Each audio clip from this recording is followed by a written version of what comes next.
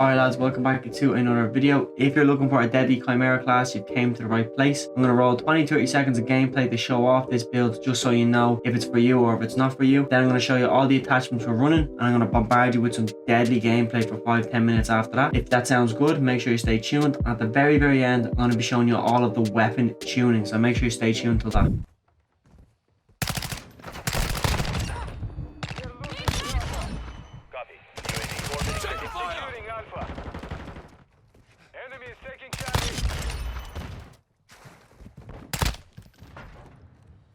Enemy is securing Alpha. Two objectives secure. Alright lads, as you can see on screen right now, the damage is in the green zone substantially, the range all the way up, the accuracy is all the way up, the recoil control a bit in the green, and the mobility and handling obviously do go down with this build, so it's a bit slower. I will show you a way at the end to speed up this gun if you're interested in doing that, but I've built this gun for long range to medium range. It can perform pretty well at close range, you just have to be pre-aiming, prepared for your opponent to jump around the corner, drop shot you. Starting off, we've got the 10-inch SA Phoenix barrel, we've got the Polarfire S muzzle, that's a suppressor, so you're going to be off the radar with that. There's going to be no blips. We're running the Bruin Warrior grip. This is an underbarrel. The reason we're running this one is for vertical recoil control. On top of that, we're going to be running the Bruin Flash grip, and then we're going to be running the Slimline Pro optic. That's all the attachments for the build that I'm using in all of this gameplay. And again, like I said, at the end I'll show you an alternative version to make it a bit faster, and on top of that I will be showing you all of the weapon tuning that I've used for this class setup.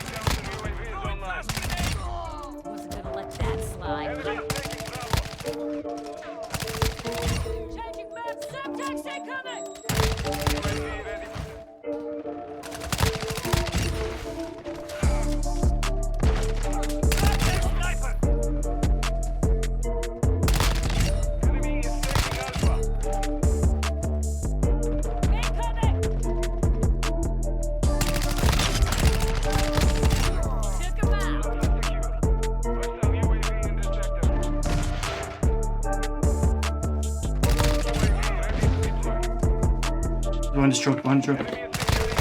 We got him. Okay, so you've obviously made it to the end of the video, and I'm going to be showing you a big breakdown on all of the weapon tuning right now. We're going to start with the weapon tuning on the barrel, and we're going to work our way all the way around to the optic. Starting off for the barrel, we're going full aim down sight speed, and we're going full aim walking speed.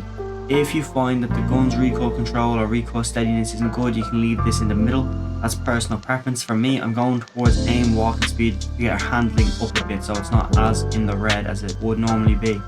For the muzzle, we're going recoil smoothness all the way and bullet velocity all the way. So that's where we get our recoil control back for not using it on the barrel, if that makes sense. The Bruin Warrior Grip underbarrel, we're going all the way towards hip walking speed and aim down sight speed. Again, this barrel is built for recoil control. That's why we're slightly in the green with recoil control. It slows down hip walking speed and it slows down aim down sight speed. So if we tweak this so it's slightly more speedy, it's basically less of a negative. That's the way I think about it. The Bruin Flash Grip for a rear grip, not all the way towards recoil steadiness. If the gun still isn't performing how you like it, move this up. Or if you want the gun to be more, I guess, speedy, move it downwards towards aim down sight speed. You have sprint to fire speed all the way. That's very much more important than aim idle stability, because you're going to be always jumping around and running around with this build. The Slimline Pro, I've left everything in the center for the optic. This is personal preference, whether you like it close or far. I just leave this always in the middle with my scopes because I want some consistency between weapons, so I don't really touch this. And if you feel that you need the gun a bit faster, you can do that, or a bit more towards flinch resistance, you can do that. I just have mine in the middle because both of these things for me are very much so equally important. Now, as that's been the build, I did say at the end of the video I would show you an alternate way to run this weapon for a bit more speed, and it's removing the optic. You can remove the optic and put any of the lasers that increase your aim down sight speed, as you can see here, but the laser will more than likely be visible in ADS or hipfire. Or you can go ahead and put on a stock. I don't have the collapsible stock, but you can go ahead and put on this stock, you know, the aim, walk speed and sprint speed, and that puts you a bit more in the green with mobility. Or again, this would be my go-to stock if you want to get something that's a bit more for your mobility. But for me, this is the way I like the gun, and I'm just going to show you the full loadout. As you can see, I'm running the P890 pistol. You can run a melee weapon here if you want to run around faster. I'm going to be running the Deagle with most of my classes now. You'll see that in an upcoming video with the new Lockman Shroud. I was running a Deagle with it, and it was just the perfect weapon to back up that gun. That video will be out soon, so if you haven't subscribed, consider doing so. Running a Stim, throwing knife, and these are my perk packages. We're running extra tactical, scavenger for the ammo, hardline, and quick fix. And for the very end, field upgrades, we're running munitions box and dead silence. So you've got a basic option of 2. And if this video has helped you out any sort of way, consider subscribing, because we're going to be posting a lot more ideas. Thank you so much for watching.